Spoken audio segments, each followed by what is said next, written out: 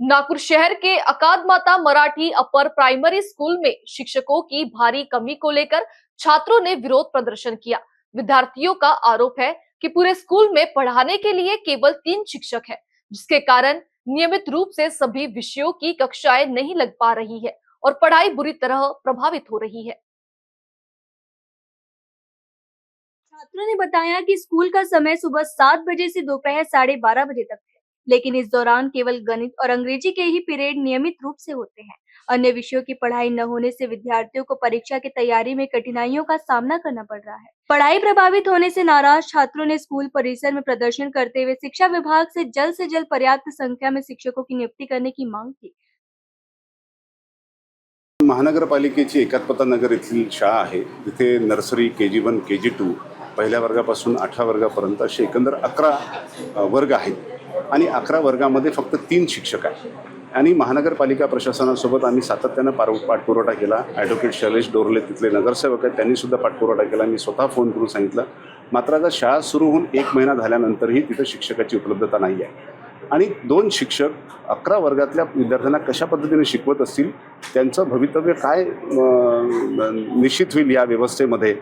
आणि हे महानगरपालिकेची प्राथमिक जबाबदारी आहे की शालेय शिक्षण मोफत देण्याची, आणि ते त्यांच्या स्वतःच्या जबाबदारीपासून दूर जातात आहे।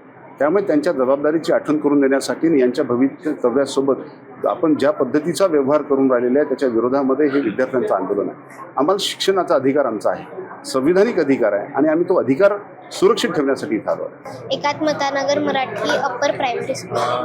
किती शिक्षक आहे, किती पिरियड्स होतात? 2 पिरियड्स होतात, आणखी 3 शिक्षक आहे आमच्या दररोज शाळेमध्ये। किती वाजता शाळा सुरू होते किंवा कोणत्या विषयाला शिक्षक नाही आहेत? म्हणजे तुम्ही आज महानगरपालिकेत आले आहात आयुक्तांना भेटायला, काय तक्रार आहे तुमची? आम्हाला शिक्षक पाहिजे, आम्हाला 3 शिक्षक आहे, आणखी आमचे अर्धे सब्जेक्ट होऊ नाही पाहत। कोणकोणत्या विषयांसाठी शिक्षक आहेत? इंग्लिश मॅथ आहे, ग्रामरसाठी नाही आहे, सायन्स वगैरेसाठी नाही आहे। मराठीसाठी आहे, जे भाषा आहे, इतिहास आहे, भूगोल आहे, विज्ञान आहे, अशा विषयांसाठी शिक्षक आहेत नाही आहे। मग तुम्ही तक्रार केली आणि शाळेत काही किती वेळ तुम्ही शाळेत बसता? आम्ही 7 वाजताची राहते, आणखी 12:30 वाजता शाळा सुटते। तर इतर विषयांचा म्हणजे मग किती वेळ शिक्षक शाळेत राहतात? म्हणजे तुम्हाला किती वेळ वर्गात बसावं लागते आणि किती शिक्षक आहेत आणि किती विषय शिकवतात? विषय आम्हाला इंग्लिश आणखी मॅथ शिकवतात, बाकी विषय कोणी शिकवत नाही। त्यांचा 3 शिक्षकापैकी एक BLO SIRचं कामाला लागलेले आहे, फक्त 2 शिक्षक त्या विद्यार्थ्यांना शिकवत आहे। मी गेल्या कॉन्स्टंटली आम्ही निवडून आल्यानंतर सुद्धा फेब्रुवारी महिन्यामध्ये आम्ही तक्रार केली की इथे शिक्षकाची संख्या कमतरता आहे, म्हणून शिक्षकाची संख्या वाढवण्यात यावी। एवढंच नाही तर मी 13 तारखेला सुद्धा मुख्याध्यापकाकडनं तक्रार आली, त्यानुसार मी 15 तारखेला निवेदन दिलं आयुक्तांना आणि एज्युकेशन ऑफिसरला, तरी यांनी आज पावे तर शिक्षकाची संख्या वाढवली नाही। म्हणून शिक्षकाची संख्या वाढवणं न वाढवणं म्हणजे विद्यार्थ्याच्या भविष्याची खेळणे आहे।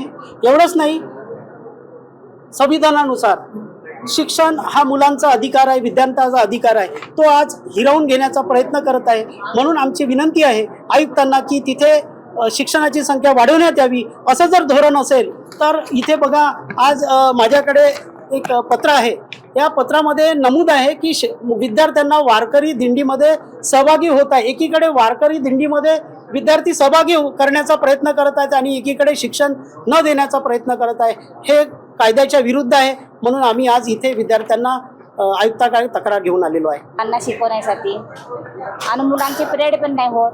2च म्हणजे 3च टीचर आहे, एक तर म्हणजे मीटिंगमध्ये जातात ते, आणि 2 टीचर किती वर्गाला शिकवणार आहे? तुम्ही तुमच्या पाल्यांशी बोलले काय कधी की ते काय सांगतात शाळेतून आल्यावर तुम्ही त्यांना? आम्ही सांगते ना, मुलं म्हणते पिरियडच नाही होत म्हणते, टीचरच नाही म्हणते, आता काय शिकवणार म्हणते आम्हाला। तुम्ही त्यांचा अभ्यास कशा पद्धतीने केला? आम्ही तर अभ्यास म्हणजे कसं, त्यांना 2च सब्जेक्ट होतात ना। नाही, पण इतर जे विषय आहे, जसं मराठी आहे, विज्ञान आहे, इतिहास भूगोल, त्यांना म्हणजे इतिहास भूगोल विज्ञान तर होतच नाही म्हणते।